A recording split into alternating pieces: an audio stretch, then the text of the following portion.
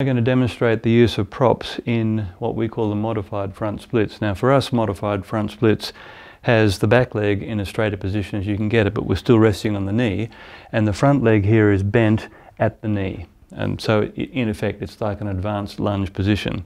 The difference is that we're going to put this under the back of her knee here like this, and what my job will be is to get into a position where I can actually apply a counter-rotating torque here. You'll see if you look at the hip joints here and here, they're at an angle of about 45 degrees, which is one of the ways people escape from the full stretch potential of the front split. So I'm going to put one hand in here like this, and the other hand behind the sacroiliac joint, and just watch, square her up like so.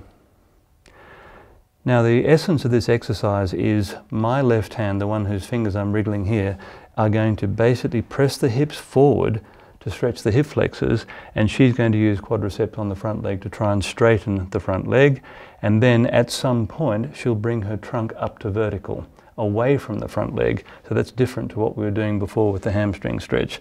So this, just keep your shoulders square, that's lovely. You'll see that her hips are perfectly square now, and as she straightens the front legs and does the contractions, which I'll go through in a moment, she'll get closer to the floor. The contractions are these.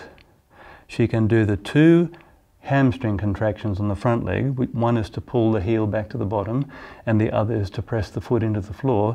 But she can also do the hip flexor contraction, which is to pull the back leg forwards, and she can do any and all of those, either severally or together.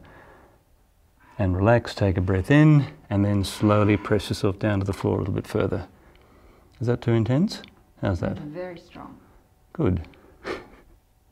Breathe and relax.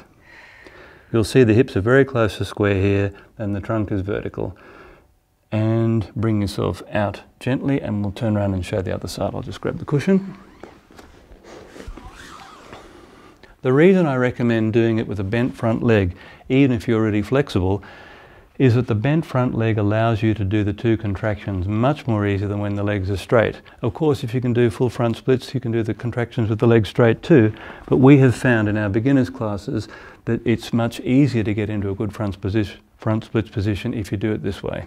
So I'll just change my legs over. The hand goes in underneath the ribs here and holds the front of the iliac crest. The other hand pushes to square the hips up. Now just bend that front leg a little bit more at the knee. That's it. Do the contractions when you're ready, both sets. So she's doing the heel hooking contraction now, pressing the leg down into the ground contraction now. Then she leans back with her upper body and drags the back leg forward now. 5, 4, 3, 2, 1, stop. Take a breath in, and gently we ease down to the floor, and you lean your upper body backwards and try and tuck your tail as well to finish it off.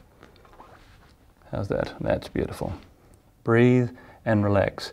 Now, of course, relaxing is a somewhat relative experience in this position. It's a strong stretch for sure, but if you get it right, the sensation should be divided between the hamstrings on the front leg and the hip flexors on the back leg.